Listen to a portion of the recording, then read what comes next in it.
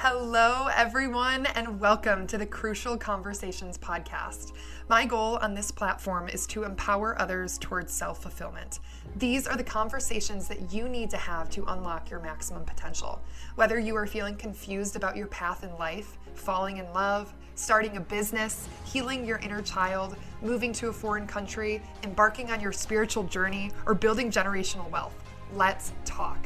The range of emotions and experiences that allow us to fully live our lives on Earth are beautiful and yet can be difficult to navigate. My goal is to create a safe space to talk about life, the good and the bad, in an effort to share wisdom, advice, and insight. I want to connect with you. I want to encourage you and empower you to live the life of your dreams, while reminding you that that does not always mean that you need to change your circumstances. Together, we will help each other level up and have the crucial conversations necessary to do so. Hello, everyone. Today, we are going to be diving into the very pertinent topic of social media. We are going to be talking about the pros and cons of social media, best practices, and how to use social media to improve your quality of life rather than deteriorate your self-image. Social media is incredibly relevant in my generation and in, quite honestly, all generations that are walking the globe at this point. Social media use is higher than ever. The average user spends 151 minutes per day. That is 2.5 hours spent locked into the matrix on social media. In the average person's lifetime, which is roughly 72 years, 5.5 of those years are spent online, on social media, simply scrolling, posting, interacting, whatever that might look like for you on social media. Currently, 4.9 billion people use social media, and by the year 2027, that number is anticipated to increase to 5.85 billion. That is pretty magnanimous, if you ask me. And I know that I use social media, my friends use social media, my family members use social media, and quite honestly, I do not know many people that do not. There are a lot of great things about social media, and I know that I use it to connect with my friends, post some of my experiences and my adventures, and follow up with my friends and their lives and what they're up to, because I know I am the worst person about responding to texts and phone calls and reaching out half the time. So I really enjoy that about social media. I like, gaining new insight on travel destinations, and I like following inspirational users and learning new hacks and different ways to clean my room and fold my pillow covers, whatever. But I want to talk about the cons as well. Let me cover a few more pros, because I feel like there are so many cons. And as I've gotten older, I've just started to become more and more aware of them. And I do want to emphasize that if you use social media wisely, it is a tool. There is instant access to information out there, and it is an educational tool if you do use it wisely. Again, you can find a lot of inspiration and travel destinations, advice. You can meet new people, and you can connect with people that have similar interests and hobbies as you. And I use social media for those reasons, and I really, really enjoy that about our ability to connect with others online. But today's episode is really going to talk about some of the negative side effects of social media and just some of the cons of all the different platforms that a lot of us are really familiar with, Instagram, Facebook, Snapchat, TikTok. So we're going to talk a little bit about that, and then also some best practices as well regarding social media. If we're going to go into the cons, I'm going to list a couple off the top of my head. You guys let them sink in and let me know if you agree with me. But the constant comparison loop, it's definitely a source of addiction. It results oftentimes in poor self-image. A lot of spreading of misinformation can result in sleeplessness and an increase in stress and depression. There's a lot of wackos out there, and quite honestly, there's a lot of grooming of kids going on online, and it's pretty disgusting. Not to mention the oversaturation of our dopamine receptors, because nowadays we can log on to Instagram or TikTok or Snapchat, and we can view more content in 15 to 20 minutes than somebody who was born in the 1930s or 1940s has seen in their entire lifetime. That is, I mean, it's almost unbelievable. But Anyways, we're going to move on and we're going to go a little bit more into some of the reasons why I genuinely feel like social media has unfortunately taken a turn around an evil corner. And when I say evil, that can have a lot of different meanings, but I really feel like social media is detrimental to so many aspects of the lives of my generation and anybody who has engaged in too much social media at one time in their lives. Not only does it waste a significant amount of your time when you're caught into that mindless scrolling loop, but oftentimes after you remove yourself from a mindless scrolling session, you have feelings of dissatisfaction with your circumstances, your income, your job, your body, some of the, I don't know, whatever that might be, because you're constantly exposed to other people's highlight reels. You oftentimes feel like you and your life and your choices do not measure up, or maybe you're not where you need to be. You're not out living your best life because you're at work and you see someone who is hiking Mount Everest, and your content on your feed is oversaturated with people that are doing things that maybe, hey, you wish you were doing right now, but you're not. So you end up feeling pretty badly about yourself. I fall into this myself, and I have severely limited my use of social media simply for that reason. Not to mention that it is it is drastically harming our attention spans as human beings. I cannot tell you how many times I am trying to have a conversation with someone, and either it's me thinking I felt a ghost vibration and getting this desire to look at my phone, or it's the other person that I'm talking with that cannot lock eyes and communicate with me for more than 5 to 10 minutes without checking their phones. It's harming our relationships because it's harming our attention spans and our ability to focus. I know I've fallen into this before. Sometimes you'll log on to social media and you end up scrolling for 15, then 20, then 30, then 45, 60 minutes. And you're procrastinating the things that you know, not only that you need to get done, but things that you would quite honestly enjoy a million times more than scrolling on social media. But because it's easy and your brain gets attached to this constant influx of dopamine because you're being hit with so many different pieces of content and feelings and emotions, because you can watch a funny video and then 2 seconds later watch a sad video, and then 2 seconds later watch an Amazon review of a product that you have to go buy because there's a deal going on. Your brain and my brain, our brains are not wired to process this much content. And quite honestly, the algorithms are terrifying because they work. If you watch a video that has to do with cooking pasta, I guarantee that your Instagram or your TikTok feed is going to produce 10 more videos that are exactly like the one that you just watched and liked and engaged with, because the algorithms work. And it's scary because when you are not responsible for the content that you are feeding your brain, you become the subject. You are like the mouse in a wheel, and your cheese is the number of likes, the number of comments, the number of followers, the number of story views that you get, or it's the type of content that you're watching, and you're constantly chasing the hit of dopamine. And Instagram is taking direct advantage of that. TikTok is taking direct advantage of that. Snapchat has reels and videos now that you can subscribe to, and it seems like every platform is just throwing content at us at such an incredibly rapid speed. And let me tell you guys, these people who have created these unfathomable algorithms are smart, okay? They're doing it right. They have a system, and it's just like the slot machines at the casino. They are going to allow the users to win just enough to keep them playing. And social media is the exact same way. They are going to show you just as much of a variety of content to keep you engaged and keep you on the app. And if you fall victim to that, remember, you are no longer using social media. Social media is using you. If you are not aware of the kind of content that you are feeding your brain, you are a mental prisoner of these creators of these apps. And that is when things get scary.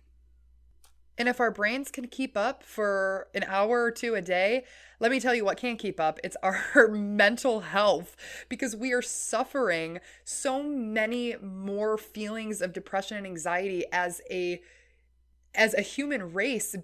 And I don't want to directly correlate it to social media, but it plays such a big role. And I think that it's important to be aware of some of these things, because at the end of the day, if you can cultivate discipline and you can limit your time spent on social media and limit the kinds of things that you're doing and the content that you're engaging with, you're still in control, and you can use social media and you can reap some of those benefits of the platforms. But if you fall into that habit of mindlessly scrolling and you become the subject, you are no longer using social media. Social media is using you. And it's honestly scary, because I said it before, but the algorithms work. And I know for myself that I have deleted TikTok off of my phone for the last almost a year now. And it's the best decision I've ever made. I don't judge people that use TikTok, but I do advise against keeping the app on your phone, because it is so easy to fall into 60 uninterrupted minutes of scrolling through ever-changing content without even knowing that the time flew by. And it's so sad, because I think about how much time I have spent on social media personally, because this is not an episode where I'm criticizing people who use social media. I use social media, and there are times where I overuse social media. And it's sad, because that time that I have spent mindlessly scrolling could have been spent with my loved ones, or participating in activities that bring me true joy. And instead of falling victim to instant gratification and synthetic dopamine, I could have been out there cultivating experiences that were going to, again, bring me true joy and authentic dopamine. If that's the kind of search that I'm on, I could have been using some of that time that I was mindlessly scrolling, doing those things that I truly love and that are going to make a difference in my life, rather than procrastinating that I'm scrolling on Instagram or TikTok for hours. Again, social media has great things, and I don't want this to be just completely ragging on it, because I use it, okay? But I want to go into a little bit more about the best practices for social media and how we can use it to, again, improve the quality of our life rather than deteriorating our self-image or our attention spans or our relationships, because there are ways that you can do both. So one of the things that really, really helps me is simply deleting the apps off of my phone. If I delete Instagram, I am 99% less likely to go on the app because it is inconvenient for me. And that is a very, very typical constituent of humans falling into habits. If it is easy, you are more likely to participate in whatever activity it is that is easy for you. So it's just like waking up in the morning and going to the gym. You are more likely to go if you have your gym outfit laid out and you did that for yourself the night before, and you have less work to do in the morning when your alarm goes off and you're tired and you don't want to get up. If it is easy, you are more likely to do it. And that just goes for humans in general, because again, motivation, it's sporadic. You're not going to have it all the time. Discipline is awesome. But as human beings, we gravitate towards the path of least resistance. So if you can delete apps on your phone and make it inconvenient for you to log into social media, there is a fat chance that, like me, you will use them less because they are not there at your fingertips.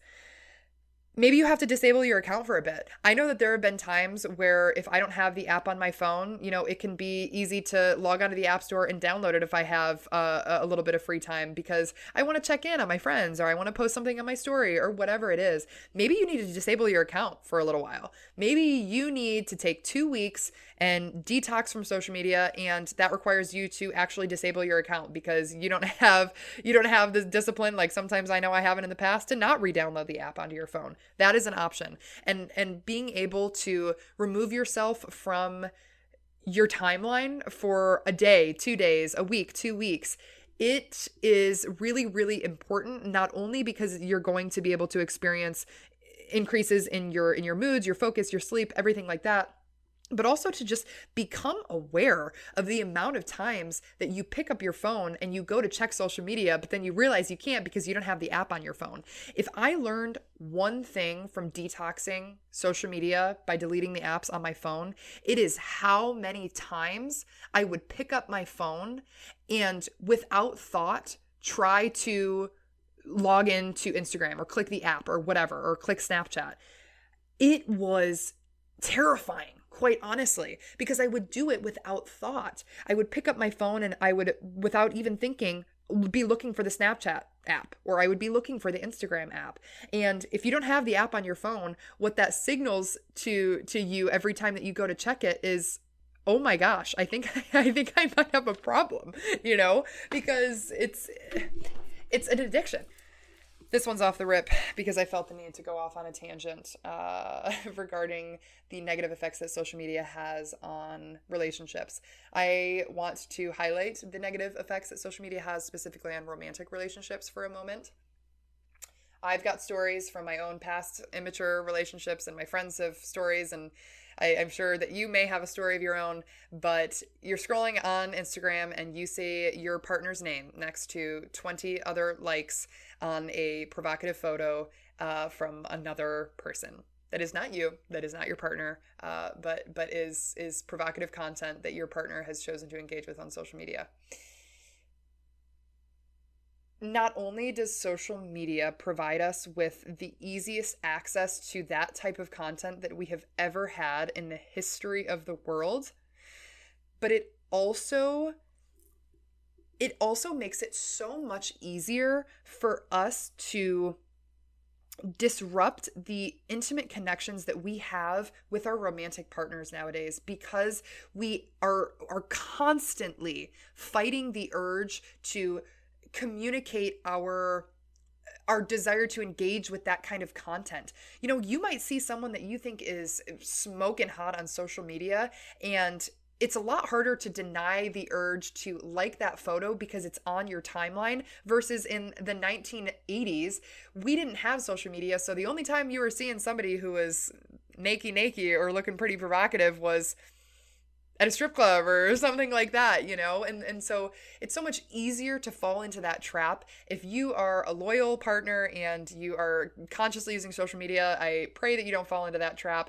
But for those of us that may not be there, it can have serious negative side effects on your relationships, and specifically your romantic relationships, because everything's at our fingertips nowadays. And if you as a person are putting a like out there on that type of content, I do want you to accept full responsibility for making the conscious decision to communicate your engagement with that kind of content. You have decided to make a consolidated effort, put your name on someone else's radar to communicate that you like what you see. And I believe that that is disloyal, and it interrupts intimacy in your relationships. And that's a different topic for a different day. But social media has a lot of issues, and that is one of them. And I felt the need to go off on a little bit of a tangent for that reason.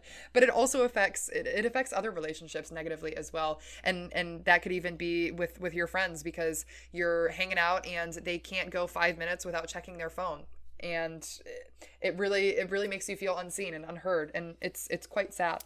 But anyways, let's stop ragging on it for a little bit, and let's talk a little bit more about best practices. If you can restrict your first 30 minutes and the last 30 minutes of your day and not use social media in those windows, you are going to increase your productivity, your feelings of joy, your feelings of satisfaction. You're going to increase all of those feelings simply because you're not starting and ending your day with that constant loop of comparing yourself to others and feeling like you're not doing enough and that you aren't good enough. You're not allowing yourself to experience those. And when you wake up in the morning and you check your phone, whether it's social media or a text message or your email, I don't know, whatever it is, you are already locked into the matrix. The thing about your brain, if you provide yourself with a source of dopamine first thing in the morning, your brain is going to be searching for that same kind of dopamine throughout the rest of your day. And when I say same kind of dopamine, I mean the source from which you derived that dopamine hit. And that might have been just checking your messages and seeing that you had 6 messages. You're probably going to be a lot more likely in that day to be checking your phone, because that's the first thing that you wired your brain and tapped into when you woke up in the morning. So if you can restrict those first 30 minutes and the last 30 minutes of your day and not allow yourself to use social media, I do believe that you will improve the quality of your days. You can turn off your notifications. If you do not see a message come in to your phone and you do not see a notification come in from Snapchat or from Instagram, what you do not know will go unchecked until you feel the desire or urge to check, even if you did not receive a notification. But hopefully, if you are not receiving notifications, you can turn your phone on Do Not Disturb, turn off notifications completely. You're not getting those banners and those pushes that are coming up on your phone and prompting you to check it immediately. You're less of a slave to your notifications and what's going on outside of real life. Leave your phone in another room. Allow yourself to be present. If you are having dinner with your family or you're having dinner with your friends, turn your phone off, or better yet, leave it in another room so that you literally cannot go on it. I mean, if you're at dinner and you get the urge to look at your phone, are you really going to get up and go to the other room and grab your phone just to check Instagram? God, I hope not. Make it difficult for yourself. Keep your phone in the other room if you're hanging out with your friends, so that you do not have the opportunity to go on it without alerting the whole room that you are so addicted to your phone that you have to leave the room, go to another room to retrieve your phone just to check a social media app. Only follow accounts that serve you. If you are following accounts that are making you feel bad about your current circumstances, whether that's your job, your ability to travel, your body, whatever it is, any of those kinds of accounts, just unfollow them.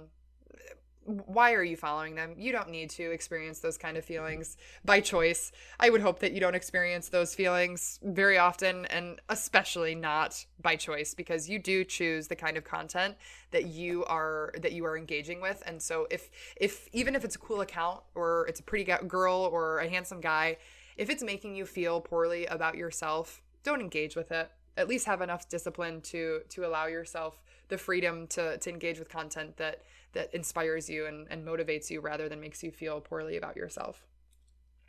Just limit your time spent scrolling.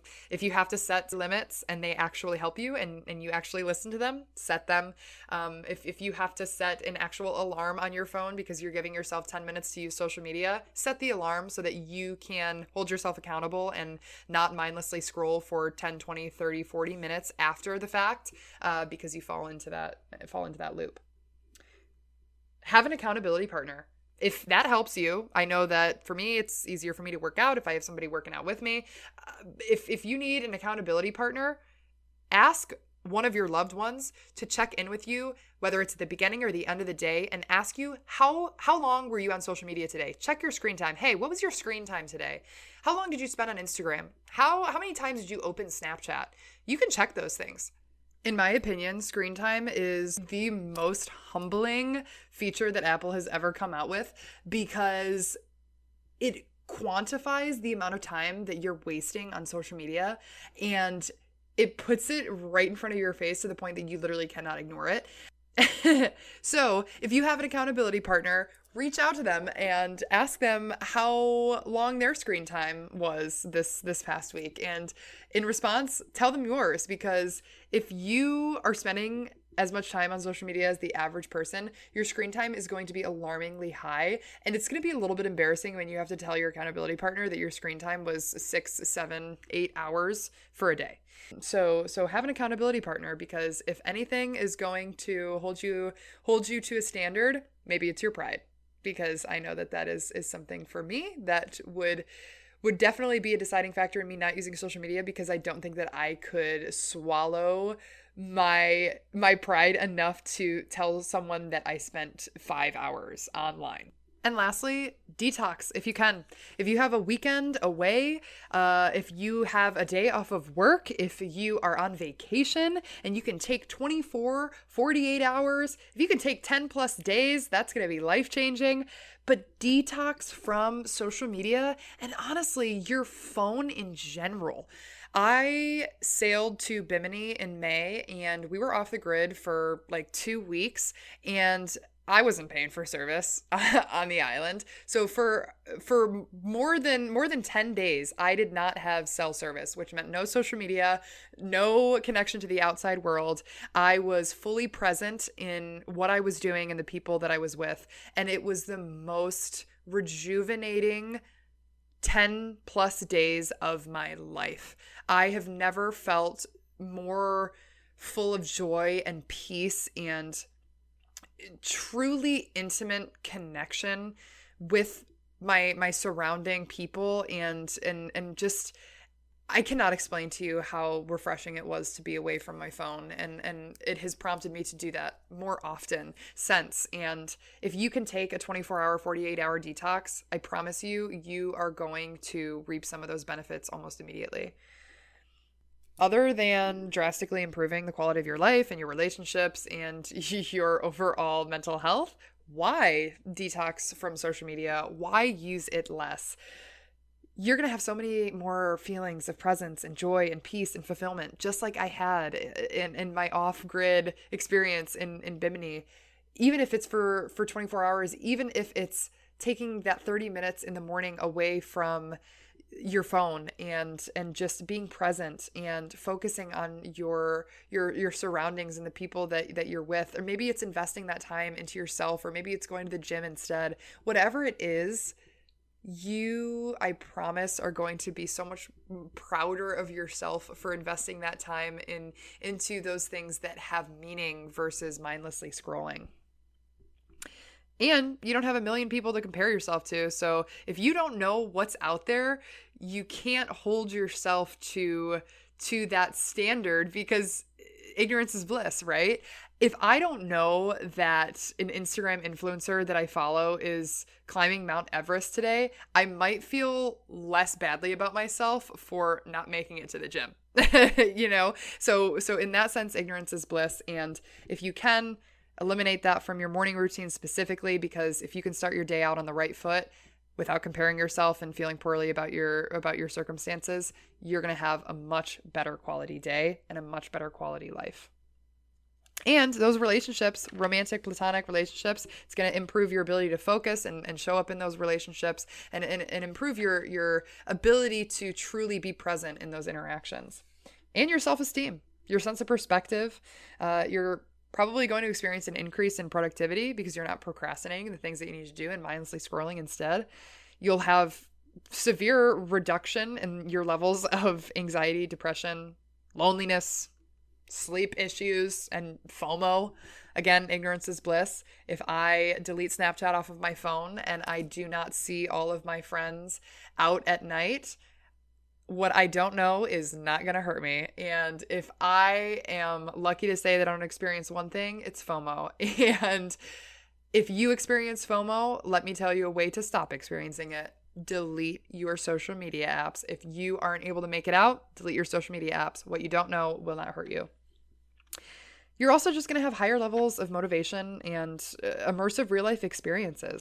All the time that you spend mindlessly scrolling is time that could have been spent participating in an activity that is going to bring you joy, that is going to increase your overall feelings of satisfaction with your life, with your relationships, everything like that. And don't get me wrong, there are other things that you could be doing in place of your phone that might have even more negative side effects than social media. But if you can make a conscious decision to really just be cognizant of the kind of things that you're exposing your brain to on a daily basis, you're in the driver's seat, and you will increase your quality of life, simply because when things are on your radar and you know what you are feeding yourself, you're only, hopefully, going to choose the things that are going to serve you. Remember, this life is not for show. Your experiences are authentic and unique to you and those that you experience them with.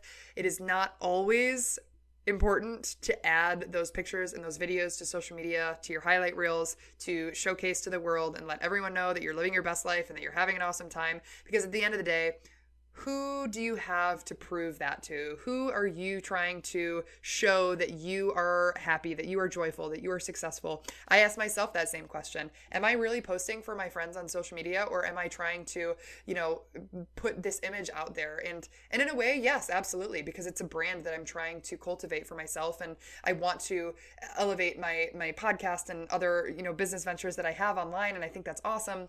But there's a balance, and this life is not for show. So remain authentic.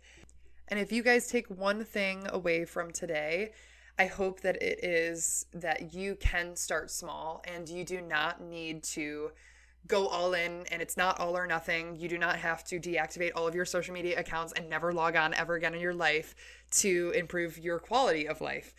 You can slowly reduce the amount of time you spend on your phone using social media, whether it's 30 minutes in the morning, 30 minutes at night, deleting the app, taking a 24-hour, 48-hour detox. You can slowly but surely start to be more aware of your social media use and how you can use it to your advantage rather than allowing it to deteriorate your self-image or negatively affect your relationships or your self-esteem or any of those kind of things, and any of the things that we talked about today.